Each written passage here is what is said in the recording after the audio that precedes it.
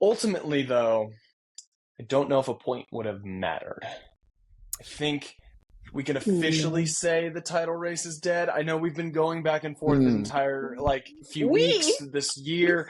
Coach and I, Gabby, we know you gave up on the league in August. We know you didn't think we could ever win the league. He wasn't trying to hear us winning anything.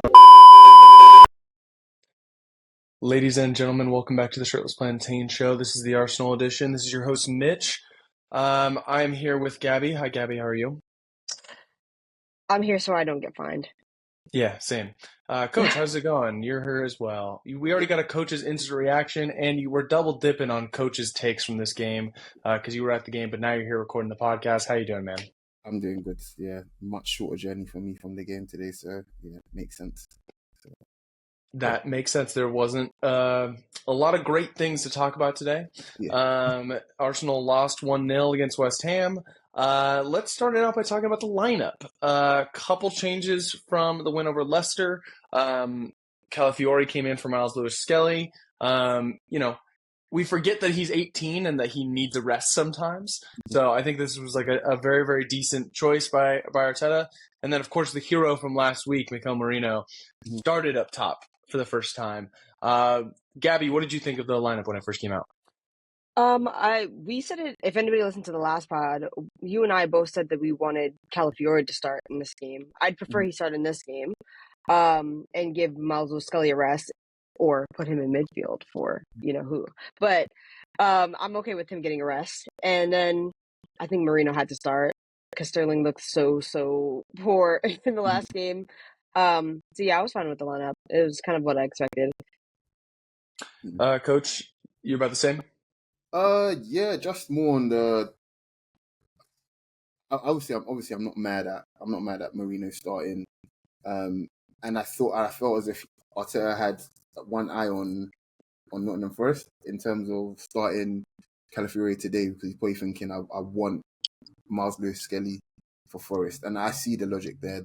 The way Forest played, which we'll get into later, Lewis-Skelly would have been an absolute cheat code, and now we don't have him for it. So.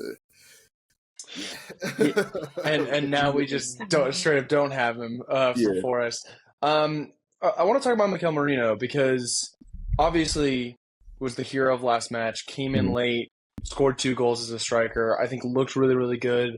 And I do think that he looked really, really good today as a striker. I think even for someone that does not play as a forward, I think he has very good forward instincts. He makes really good runs. For the most part, stays on side really well, can stay on the last man of the defender really effectively. But then he definitely, folds back into a midfielder at times, which is a lot of what Havertz does when he plays number 9 for Arsenal. So this is I don't think I saw anything out of the ordinary from Merino today that was eye-catching of hey, you're not good at striker. Everything I saw from him was even though he didn't score, I think it was still a good choice for him to start at striker for this game and going forward because he's kind of our best option. I agree. Yeah, I think I mentioned last week on the instant reaction, I want to say that Arteta's, doing a fantastic job coaching what he's got left over from this attack, basically, because our primary way of attacking is through the sides, basically, through the wings. And Merino helps with that, basically. And the 2 goals we got last week, again, both from wide positions. And today I just felt, okay, this team obviously has a set way of playing. We don't want to rock the boat too much. And Merino being that number 9 today with his presence, we should be able to find some joy. And theoretically, there's nothing wrong with that. But in a way, we played our hand, I think, a little bit too early. That's what obviously Arteta's probably feeling the same way, but that's what, or maybe he's not, I don't know, he's much smarter than me. But that was my overriding feeling that, yeah, it's great for him to start. Maybe we can get a couple of goals quickly and see out the game, but maybe we might have played our hands too quickly as well. So I'm leaning a bit more to the latter, I'd say. Yeah, I think that's completely fair. Gabby, how did you think we started the game? Poor. We looked lost, in my opinion. We were doing the whole possession for possession's sake, but not really doing anything with the ball for a while. we weren't giving West Ham much in way of like attack. They didn't have a lot to think about. The entire game was in front of them. Granted, they were playing 5 at the back, so whatever. But we just didn't break them down. We didn't test. I feel like we tested Areola like really at all. There was no. I felt like there was a lot of sloppy passing, of course. But even with the sloppy passing, I was like, we're not doing the dangerous passes that could be picked off. We're just doing the passing side to side, maybe looking for something special, but there wasn't a lot of movement where we weren't doing runs in behind enough, in my opinion. And we couldn't really get Ethan on the ball enough either. He was getting, I shouldn't say locked up. He wasn't really getting locked up on that side, but he always had somebody sticking to him. That fullback was sticking to him. Like, to be honest. Yeah, that too. I think a lot of the onus was on Odegaard to be the creator, and he was very, very incredibly sloppy today. Yeah, I agree with that. I think there's been moments this season where we've kind of reverted back to that, that like, how was it called on TIFO a couple of years ago? I think it was like the like donut of death or something like that, where it's just like constant, just going back and forth in like kind of that U shape around the box and not really able to find anything, sending in crosses to nobody. Granted, when Marino plays up top, it's probably the best opportunity that we have to send crosses because we have someone that's actually dominant in the air as like the focal point of the attack. But it felt like a lot of our crosses were just kind of going to no one. West Ham was happy to defend this way. They had 3 center backs that were all really good in the air. Happy to cut out every single one of those crosses. Coach, do you think there's a reason why we were opting to create out in wide areas and send in aimless crosses, or do you think it was just like the plan where we saw space? It's the plan. It's how we when Saka and Martinelli are fit and Trossard's playing well as well. That's how we play. It's Arteta was trying his best to optimize us, not conceding much, but trying to create chances that plays to the strengths of the players that we have. And Saka is a 1v1 demon.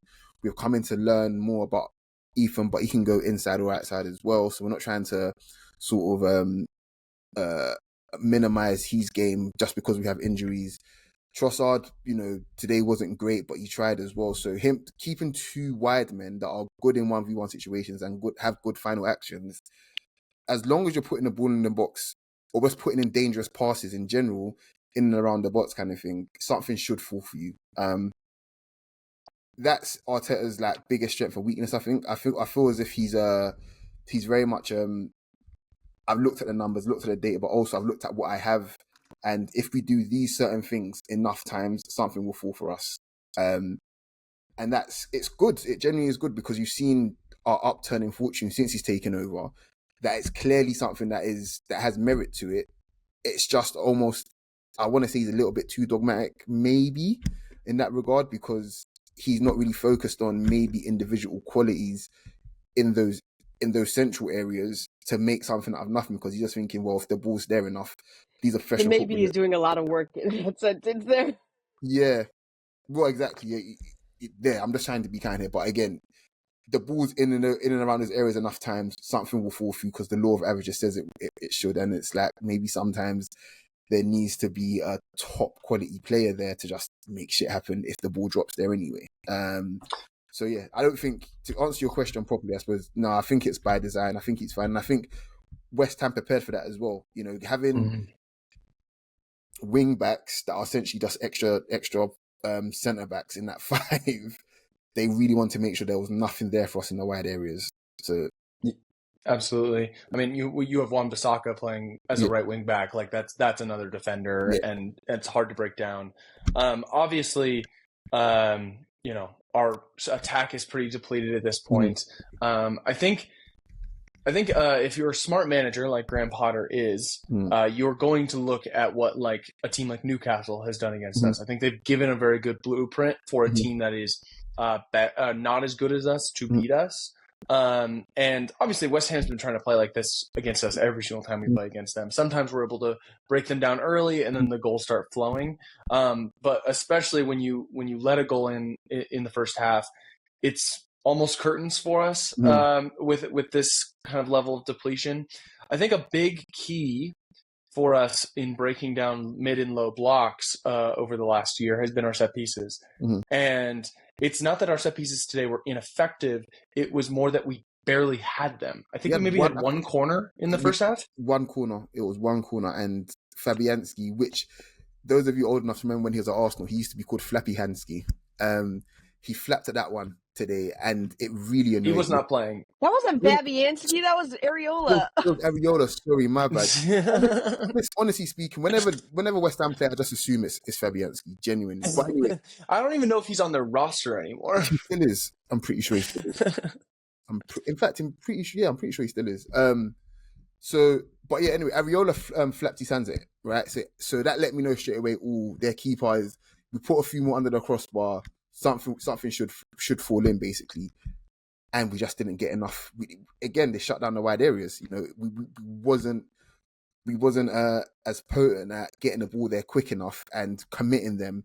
You know, taking them down on the outside just wasn't happening. So one corner but it's corners. Regardless of the team that you are, corners are a good indicator of how well you're dominating and how much territory you're in charge of basically in a game. And the fact we had one, despite us having a lot of possession, that lets you know we're comfortable. So, I mean, the other thing that generates goals is shots, and we had 2 shots on target the entire game.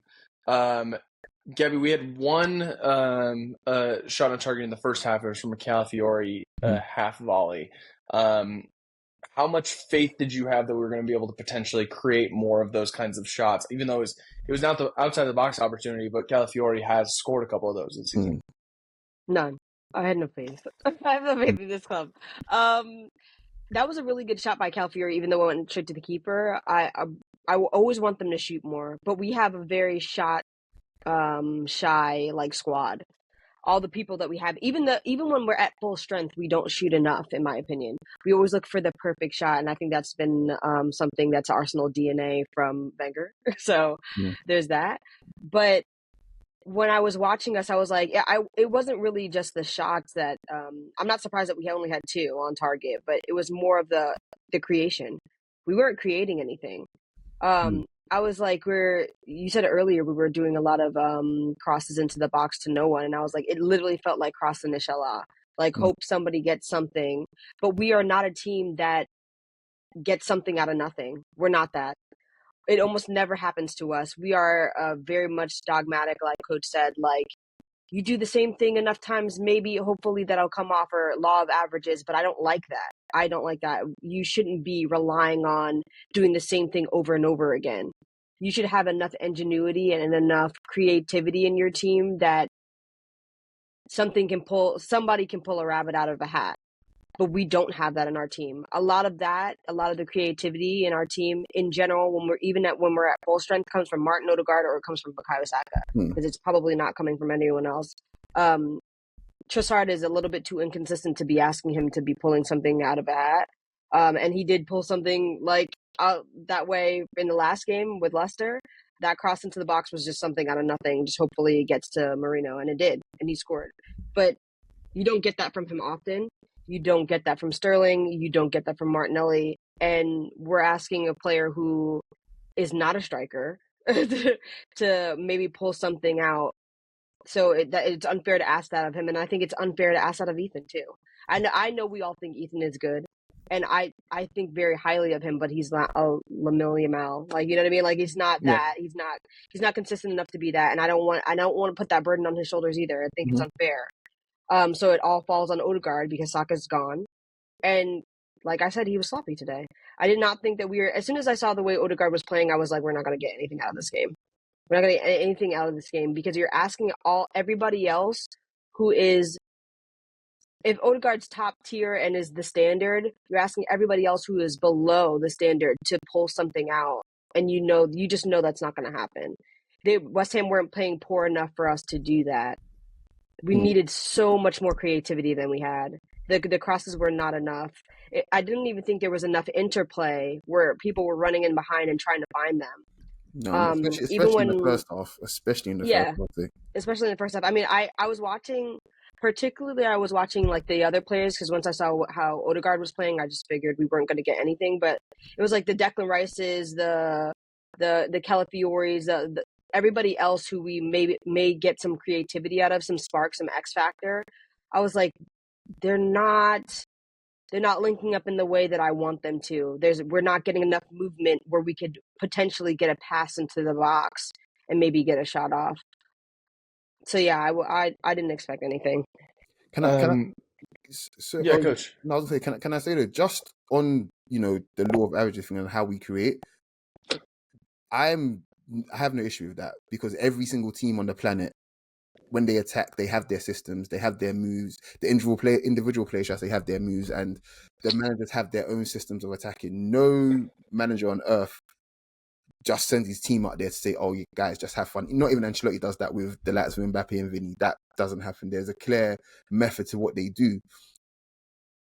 My issue is with the way Arteta is deploying us, even when everyone is fit, is that there is still a space, I believe, in our front line for that extra bit of quality that allows you to, when the ball, when you're playing well and you're attacking the way you want to attack, that even if something doesn't come off, that play of the extra quality can make something happen. The system, to me, I don't have a huge issue with it. It's going to evolve again because it has over the last 3-4 years anyway. But because of what we don't have right now, I totally understand why he's not rocking the boat too much. And there isn't much. In this precise moment, there isn't much more that he can do. What I would say is that just on the players that played today individually, I'm not going to dig out Martin Odegaard, but I have a theory on what I think is part of the issue with him. And guys, he doesn't have a song. He just doesn't have a song. And I mean, even Lewis-Skelly has one, guys. Lewis-Skelly has been here for literally 30 seconds. Like, even he has one. In my time watching Arsenal, every single Arsenal captain has had a song. I can sing the Vieira song now. Yeah, I can sing the Thierry Henry song. I can sing the Robin van Persie song. So there's plenty of evidence to suggest anyway. That's my theory, and I feel as if we find a song for Odegaard, and maybe he might start looking like a captain and rather than a deer in headlights. Coach, that is exactly the kind of superstitious bullshit that I'm looking for. Absolutely. Yeah, no, I'm all about that. Fuck yes.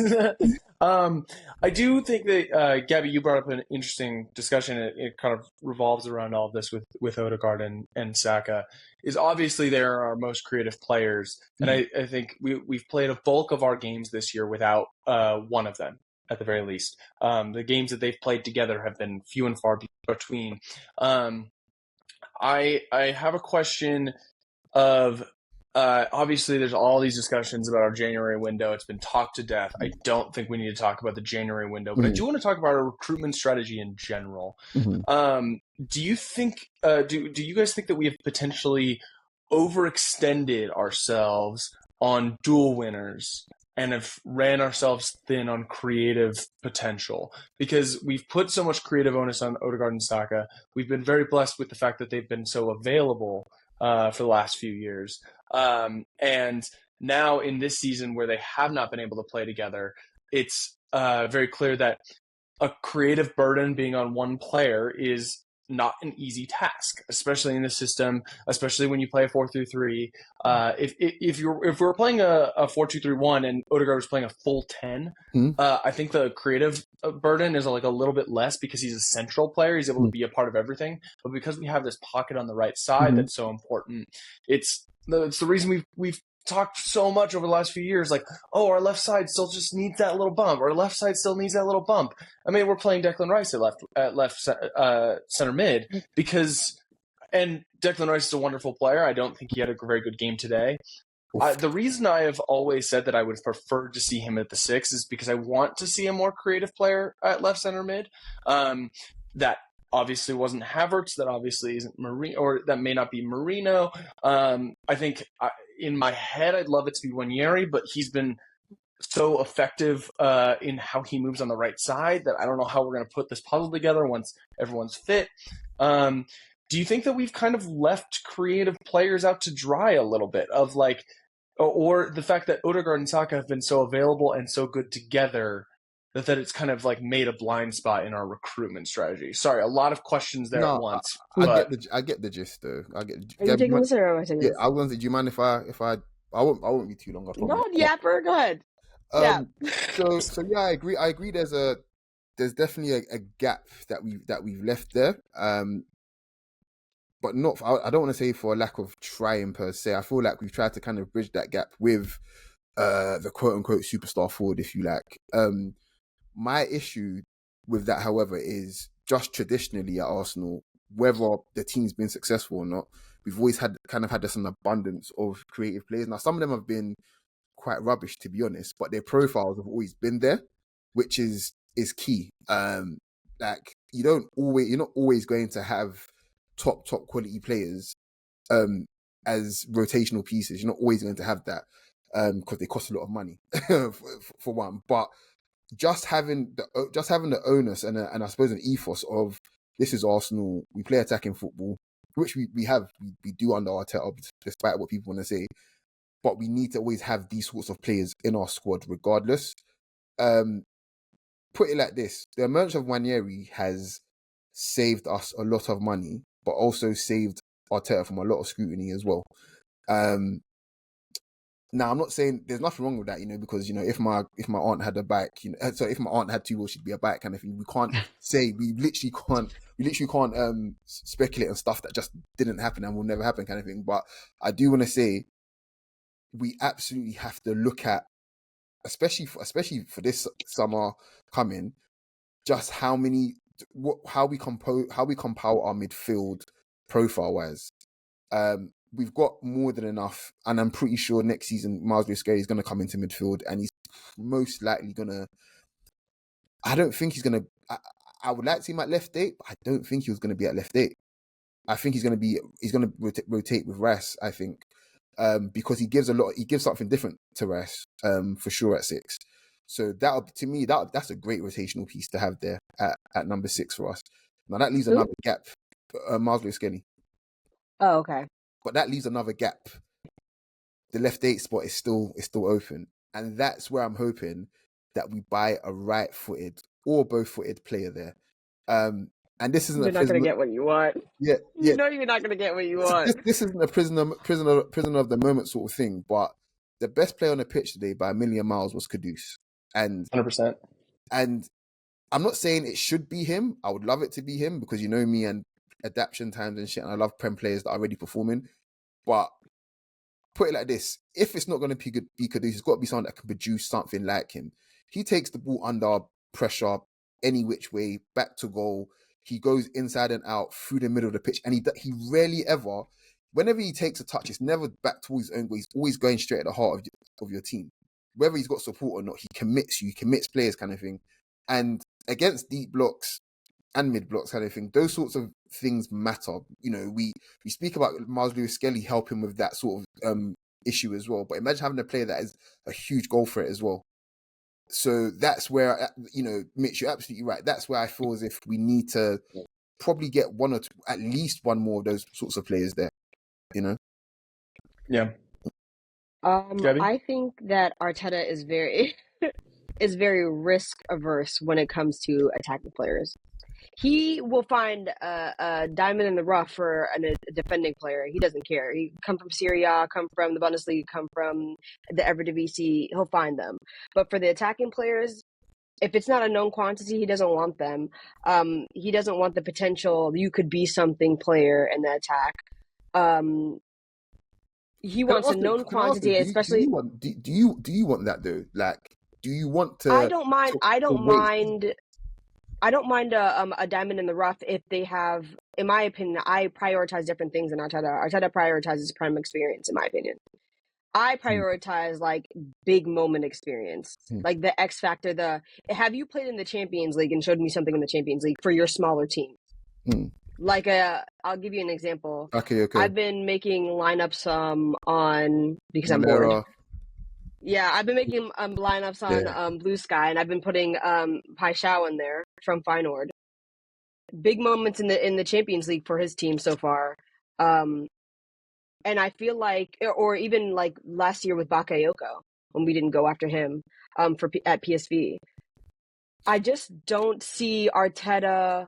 He doesn't prioritize what I prioritize. Like, he doesn't prioritize X Factor, in my opinion. He wants either, like, the things that I've seen, because I think a lot of people will hear this argument and then go, well, you could see who he wanted in the summer. He wanted Isak, he wanted Nico Williams or whatever. But yeah, but he didn't go get them. And then he didn't go get the next best thing, in my opinion. He just stopped. If he can't get his absolute top tier best of the best, he's not going to get anyone.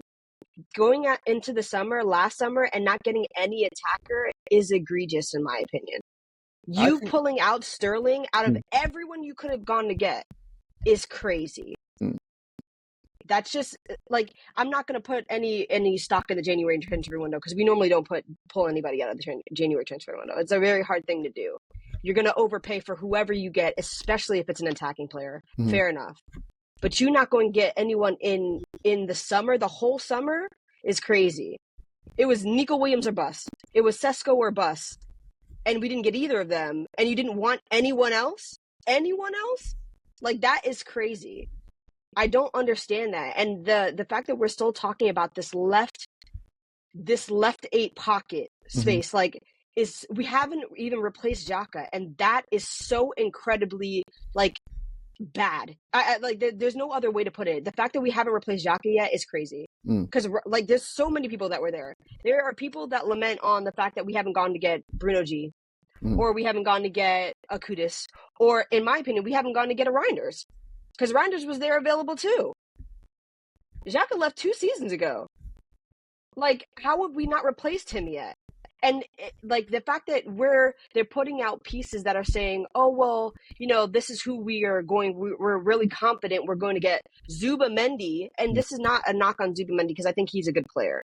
But that's not who I want in the left 8. Like, I don't want another defensive-minded player in the left 8. I don't. I just remembered that. No, I don't think. Yeah, Miles probably won't play 6. And if we're going to get Zubamendi, he won't. Yeah. So, again, that's probably another, I want to say, option there for next season, if we're not going to put another creative player there. But just on that, Mitch, actually, I want to ask you quickly. Let's just say, hypothetically, next year we do play Miles Lewis-Skelly as the left 8, and he's probably going to get like a bunch of minutes there. How do you see the left side evolving with him there? I have ideas myself, but how do you see it evolving with him there? I don't know. I still think there's so many question marks. I think that Martinelli has not done a good enough job the last few years for his starting spot to be as assured as it has been. I think, like, having someone who can play left wing is a priority for me, because I think there's a lot of people we could potentially plug into the left 8. But like Gabby said, it's annoying that we haven't replaced Xhaka, and that's a huge hole in the team.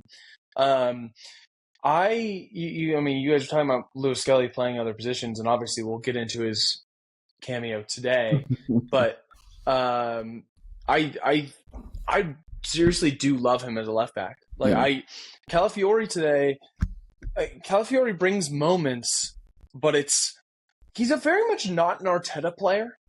Like, he's kind of a strange player, because he's got a little Nuno Tavares to him, in a way that he's just kind of chaotic. Obviously, not to that fucking level. Nuno Tavares is a grade A chaotic player, and I love him to death for it. But he's not an Arteta player by any means. But I think that Calafiori just, like, he doesn't bring that assuredness that an 18-year-old does when playing left back, and so, which is why I just kind of prefer Lewis-Skelly to him, even though I do really like Calafiori and I like what he brings. I think he brings, like, a different element that's really, really fun to the team. But yeah, we're talking about Lewis-Skelly and where he's going to play. If he plugs into left 8, I think he can do a job.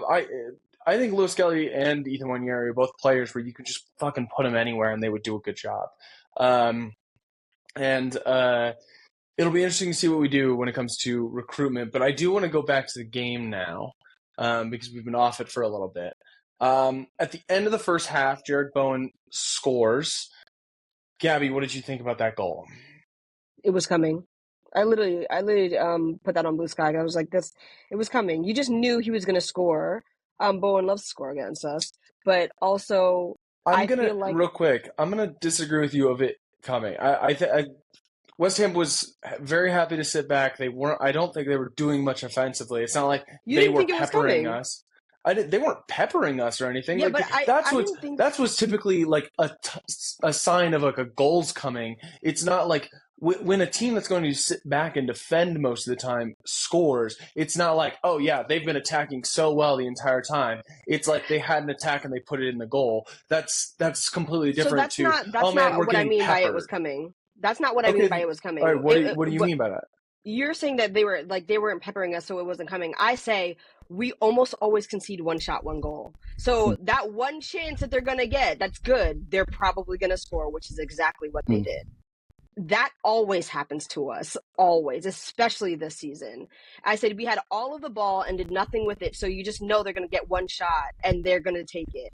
And that's exactly what happened. And when they went down, I think it was Aaron Wan-Bissaka who went down Calafiore's side. When Aaron Wan-Bissaka went down Calafiore's side and he didn't stop the cross, he wasn't a little bit. I should say he didn't put his body on his man. He didn't get close to him, get tied to him.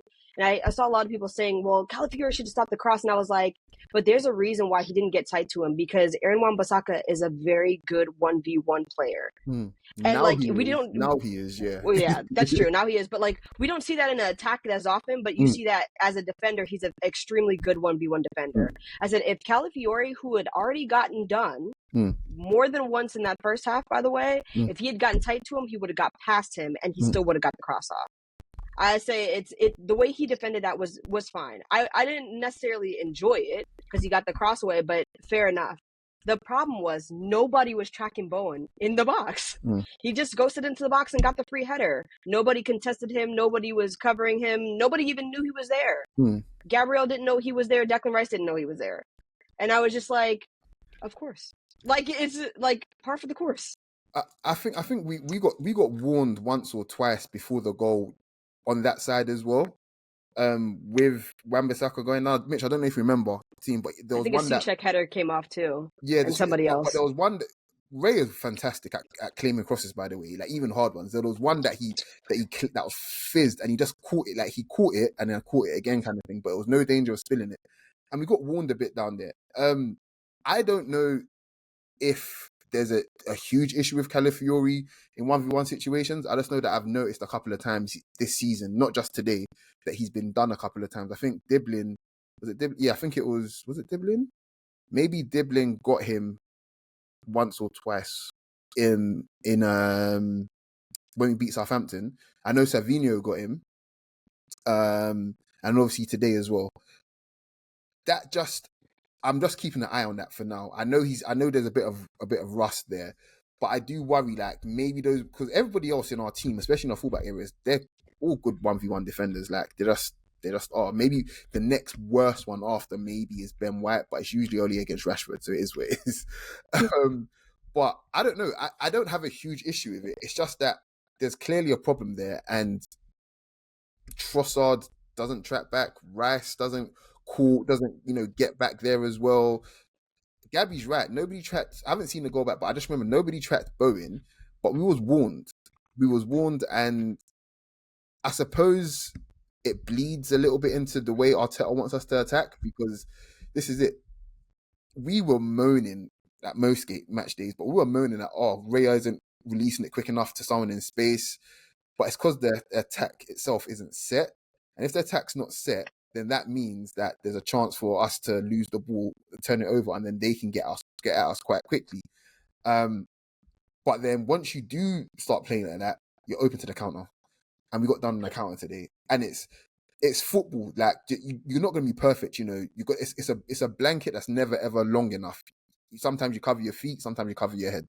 And it's just really hard to find that balance. It's just, I don't want to use the word luck because it's not luck, but today was one of those ones where after that, West Ham had one good chance. I think it was a Bowen chance in the second half. And that was pretty much it for them. So, yeah, it's unfortunate, but I'm not going to dig up any individuals like that. But we were definitely warned before they scored 100%.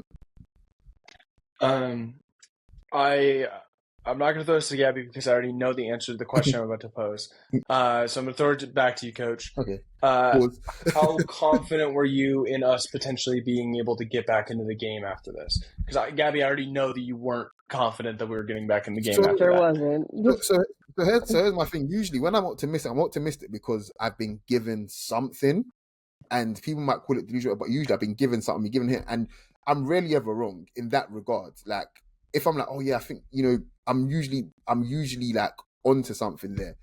But today, like I said before, it was weird. Everything was weird. Like there was no atmosphere. I mean, the biggest chair that we got, God rest his soul, there's a fellow called, I think his name is Jacob. Forgive me if I've got his name wrong, but he passed away literally right after the Leicester game. Unfortunately, he took his own life. And at the 23rd minute, everybody was applauding. They were singing, like going nuts. And then that was it again. We started cheering a lot more. When we were getting more anxious, which is good. It's a good thing. But why did we wait for us to get anxious, kind of thing? And the energy just wasn't there today from the fans or the players. The players were poor, but so were the fans. So yeah, I didn't have much confidence. Got to 60 minutes, like yeah, we can definitely get back into this. But maybe at that point, I was trying to convince myself, which I rarely ever do. Mm-hmm. I rarely ever do that. But got to 60 minutes, like yeah, there's plenty of time. But really, I was just like, yeah, unless there's a miracle, yeah, this one is cooked. So roundabout way of saying no, I didn't really have that much hope. Fair enough. I mean, you can see the way Arteta reacted to the end of the game. His little post-match interview that he did, he was like, that was unacceptable. Because even he was like, they were not playing the way that we can lose, but losing like that, where you just look devoid of anything, any spark, any creativity, any like want to win. Like I know this is a very Englishism, but they're like they wanted it more. West Ham wanted it more. It looks like we just didn't care.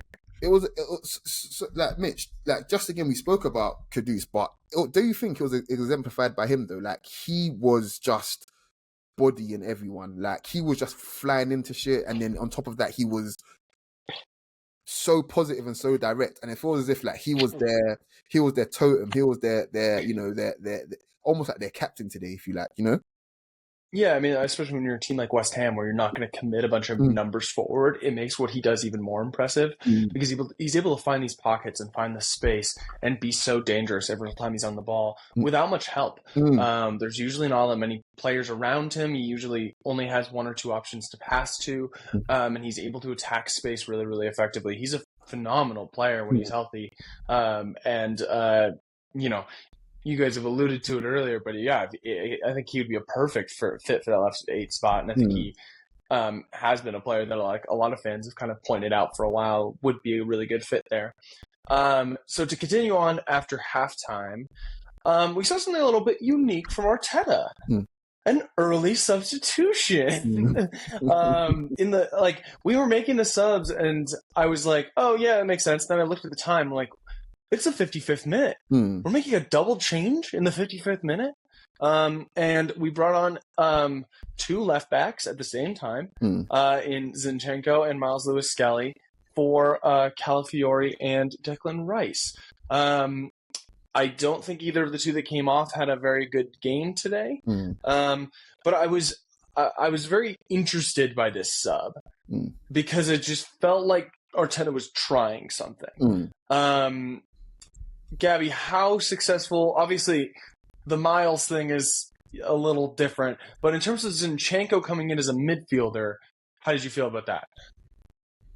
I was okay with it, honestly. I think it's weird to see Declan Rice come out. That's the thing. For sure. So was he injured? No offense. He wasn't injured, was he? I don't think so. Okay. I don't think so. I think that Arteta was just making a statement. You know, he was like, "You're not playing up to the level right now. I don't know what's going on, but you're coming off." And I'm okay with that. It just makes me uncomfortable when Declan Rice comes off because he covers so much space. He gives you so much cover in so many positions. So I'm just like, I hope this doesn't come back to bite them in the ass, but you're trying something. And I think that it's a little bit overdue to see Zinchenko in midfield because we haven't really used him at all as even like a rotational piece this season. He's just been sitting on the bench or not even in the squad sometimes. So when he is fit. So putting him in midfield, I was like, okay, so you want us to you want to get some more passing in there, some more actually direct vertical passes into the box or something like that. I'm okay with that.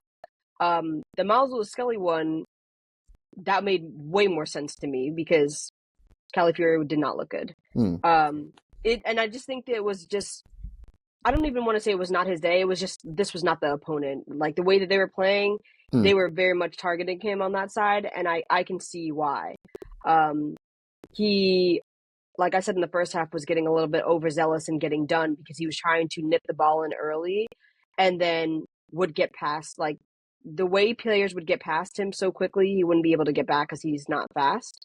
And that's his whole game. His whole game is try to be preemptive, try to be proactive on the ball. And if that's not working, then you might as well take him out and put Miles Lewis-Skelly in there, who's a much more robust player. He likes players who puts their bodies on him. Pause. But to try to you know what I mean, fight through the challenges. He relishes that. I think Calafiori is that though. I just feel like Miles is it's weird saying this because they're both really good technicians. I feel Miles is a little bit more comfortable in the tighter spaces. And when Calafiori is more of I think he's a bigger threat attacking wise. He is. But when we want to control games or we're trying to suffocate teams and pen them in, Miles is going to be, to me, I don't know if you agree, Mitch, but he's a much better suited sort of player there. And for 100%. for the 3 seconds that he was on today, every time we overloaded the left hand side kind of thing, he was the spare option to get it on the edge of the box and drive into the box, and commit players. And put it like this: I don't want to say again, if he stayed on whatever, but had he stayed on, we might have got a draw out of this day just for the sheer number of times he was in those positions, and they're not perfect. Somebody would have slipped up at some point, whether it's an easy pass to someone in the box or someone commits and gives away a penalty. And Arteta got it spot on. I have to admit, I think the sub is spot on, especially even the Rice one. I think he was looking for an easy way of getting the ball into the box. And once Zinchenko's there, Zinchenko's a great early crosser. If he gets into those half spaces quickly, Zinchenko doesn't really waste time. He'll whip it into the box, to the far post, looking for Merino, any scraps that fall there for potentially our fullback overlapping, or even Wanyeri and Odegaard. That was an easy, I think I mentioned before the moves, the way of attacking. That was an easy option for him to do. So, yeah, the subs, they were early, they were great. It just didn't go to plan. Yeah, I do think that I like the early subs. I think it's a welcome change from Arteta, especially when we're losing a game like this. And I think they brought a lot of energy. I think there was like a 5-10 minute period after the subs came on and pre-red card where we looked more energized. Like, okay, maybe we got something to do here. And then it all went to shit. Our 5th red card of the season. Miles Lewis-Skelly takes down Kudus around the halfway line. I think. Did you say 5th? Has it been 5 already? Yeah, 5. Trossard, Rice, Skelly twice, and oh my gosh, there was Saliba. Yes. Saliba, red card against Bournemouth. So, right. I would like to say, because this is similar to something Coach and I were talking about a couple weeks ago when we were doing like the whole season thing. We talked about the Saliba red card. I think that this is a type of red card where Arsenal fans will lose a lot of pity when we get fucked over if we complain about a red card like this. Because that's a red card. Yeah. 100% it's a red card. I saw a couple posts like when it happened. I saw a lot of people being like, that's a red card, especially when it like initially happened on the field. And like that was my thought at first. I'm like, shit, that's a red. But I also saw a couple of people were like, "Oh, PGMOL's fucking us over again." It's like, no, this one's on us, 100%. This is probably the most deserved one we got this season. I think this is 100% the most deserved one, followed by the Saliba one. But we will lose a lot of goodwill if we are complaining like the first Miles Lewis-Skelly red card. Goodwill? That's the real question. No, but anytime, then it just looks like Arsenal fans are complaining about any red card that goes against them. And then it's just like, well, if you're crying wolf on every single one, then the Miles Lewis-Skelly one against Wolves happens, and people are like, well, I don't really have a lot of, you guys do this every time. Everything's not a red card for you guys. So what do you want us to do? I 100% think this was a red card.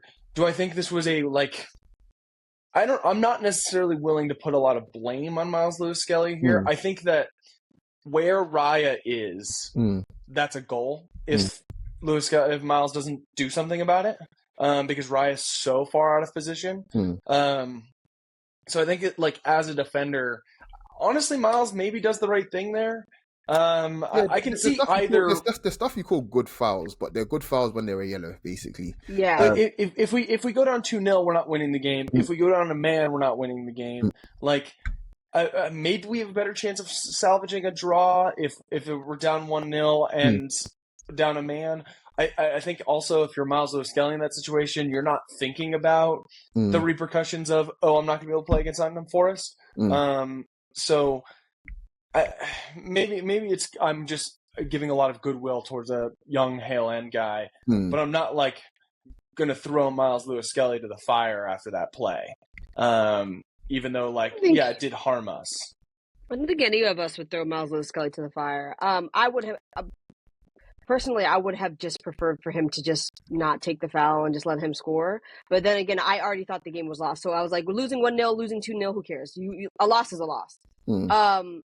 But he is very does not give up on plays. Like, you know what I mean? Like, that's just his personality. So he was never ever going to knock. Yeah, he was never ever going to knock. Like, that comes with having more experience in the Prem. Yeah.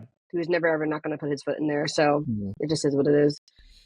Yeah, I will say though, I think this red card will tell us a lot about his young career so far, how he comes back from it, because that red card came about from the fact that he believes in his ability so much. He believed he could beat Kudus even though he was under pressure, and that's why Arteta plays him. That's what Arteta likes about him, the fact that he can essentially, rather than passing and taking players out, if you dribbling and taking players out is way better than passing and taking players out. It's always going to be that way. That's why that little Argentinian is the best player of all time. But if you're able to dribble past players, then again, they're out of position. Then you have more options, kind of thing. And him doing that is a huge part of his game. Hugely part of the game. If he comes back and he starts knocking off after 1 or 2 touches, kind of thing, all of a sudden, to me, that's gonna piss me off. Like, shit like this happens. It happens. Like, Miles, dust yourself down and go again. I think there was a goal we scored in the Champions League against Monaco. It was the pass to Jesus, where he's done the same thing. He's come in field and he's beat the press and he's found a really good ball to Jesus. That's Miles Lewis-Skelly. Again, he got pressured here today. If he's a bit quicker, a bit cuter with it, he gets past Kudus and then potentially manufacture a chance from it. I don't want him to go into his shell. He has to keep playing this way. It's that simple. It's a risk. Maybe be a bit smarter in that position when you've got like literally 60 yards of space behind you, but don't give up. Don't stop playing that way. He has to continue this way for me. Yeah, absolutely. I couldn't agree more. Yeah. And I think if anything we've learned about Miles Lewis-Skelly through this season, I don't think that he lacks on confidence in himself and his ability, and I think that is something that both Arteta and just the club in general loves about him, and I think that they will continue to, lift that kind of, the kind of player that he is. I think that he's going to come back exactly the same. There's nothing in the way that Miles Lewis-Skelly has carried himself so far in his Arsenal career that's made me think, oh man, his confidence is going to be shot after this. He's a very confident young man. I think he's going to be okay. It's just going to be a bummer to not have him for Forest. Yeah. Typically, when we go down a man, I think you kind of see the game flip. Like the other team starts to create more chances, have more of the ball. It may as well have been 11-on-11 still, based on how the rest of the game played out. Because West Ham did not change their tactics at all. They wanted to preserve that 1-0 lead. They had no interest in adding a second. And you know what? It worked. Well done, Graham. You did it. I'm trying to think of things within the last like 20 minutes that stood out to me, and the only thing that really stands out to me is Ben White's back. Yeah. That's wonderful. Let's go. We got to take the small. Because I had already turned the game off at this point. So Ben White came on. It's wonderful for him to be back, and he also created the closest chance we had to equalizing the game at the very end of the match. And he had a really good shot as well, actually, at the end as well. Yeah, really pressing. I will go back and watch the highlights. I love Ben. Odegaard hits a little back heel back to him, and he just powers it with the right foot. I think it misses the post by like a couple inches. Like it was a very, very close shot, and it could have been the one that got us salvaged us a point in this game. Ultimately, though, I don't know if a point would have mattered. I think we can officially say the title race is dead. I know we've been going back and forth the entire few weeks this year. Coach and I, Gabby, we know you gave up on the league in August. We know you didn't think we could ever win the league. If I'm saying we, we're talking about me and Coach, the people that were rooting for our team the entire time, and hopefully that we would do it. Yeah, inclusion, let's go. To each their own. Fans do things in different ways. Coach and I decided to have a hopeful outlook for an entire season and not be giving up in August. But I think that it's definitely we had to go perfect the rest of the year. Yeah. We knew this was a long shot, and I think it's probably Liverpool's title at this point. What do you think, Coach? Yeah, I mean, anything that we do this season, regardless of what we do, we're going to be asking for favours. And if there's one thing we know about this league, nobody's doing favours. Nobody. I mean, we literally watched Tottenham throw away at least 90 million pounds and their short-term future just to make sure that we don't win the league. We didn't win the league last year. And a lot of teams feel the same way Tottenham do. West Ham fans today, they were happier today than when they won the Conference League. Like they were over the flipping moon today, and that's the game that we're playing for the rest of the season. Relying on other people. Nobody's doing us any favor. Nobody's going to want to do us any favors, should I say? So with that being who out of everyone that Liverpool, let's just say anyway, Arsenal go perfect between now and the end of the season. Out of everyone that Liverpool plays this season, who for the rest of the season, who have they got that have still got stuff on the line that they're playing for? Newcastle on Wednesday. Thursday. I mean, City tomorrow. It does Eddie matter. Howe hates us more than any other club, so that's. But I'm saying, okay, let's just say Liverpool lose tomorrow, right? So we've got a game in hand, and then we could potentially go 5 points behind them, basically, potentially, regardless of what we do on Wednesday. We potentially go 5 points behind them. Who else is playing for something? They've got to go to Chelsea. Okay, we still got to play Chelsea as well at home, but Chelsea are not very good. It's just a lot of we need too much to go right for us kind of thing. Now, I'm not completely giving up, but I'm not a complete idiot. If it's going to happen, it is quite literally going to be a miracle. Which miracles have happened before in football, but this one just feels a little bit too. Yeah, it just feels as if there's way too much that we need to go our way. Arsenal can. There's a world where Arsenal can win a lot of games. We've got 12 or 13, we've got 13 games left, I think. And we still play Liverpool again at Anfield. Yeah. Even not the worst part. Even if we win that game at Anfield, I still don't think we would win the league. You know what I mean? If we were going to do anything, we needed to get to Anfield within around 4 points, no more than 4 points, basically. And look, football changes so quickly, guys, so quickly. But I just don't. Right now, the team's not with the injuries and the just the feeling right now. I don't feel as if we can we haven't won. Mitch, what did I tell you? We haven't won 3 in a row this season. So we haven't won 4 in a row. We haven't 4 in a row. Yeah, I think our max run is 3 in a row. Exactly. And we've done that 4 or 5 times, including this one that we just lost now. If we're going to do it, we're quite literally going to have to match Arteta's best at Arsenal, which is 8 in a row, which he got last season. Do I see us winning 8 in a row between some Champions League fixtures and stuff like that? To be honest, no. I'm not giving up, but I just don't see it. I'd love to be proved wrong, but yeah, that's what it's going to take. So yeah, there's nothing more I'd love than to be wrong, but I do think it's probably over. It's but like you said, anything can happen. Yeah. Salah could be out for the season tomorrow, and then all of a sudden we're back in it. Anything can happen, which is why we watch sports to begin with. Yeah. Thank you all for joining us today, listening about this wonderful loss from Arsenal Football Club. Sorry for anyone who's watching on YouTube the entire time. It had to see me just sitting here weirdly. I've had a cat napping on my chair the entire episode, who you can now see here. But thank you, everyone, for listening. Thank you, Gabby. Thank you, Coach, for being here so you don't get fined. And you guys know what to say. Peace. It's not over. Hey folks, this is Dan from the Shirtless Plantain Show. Don't forget to subscribe, comment, and follow us on all our socials. You can see them right beneath our recordings in every video. Thanks again, and see you on the next one.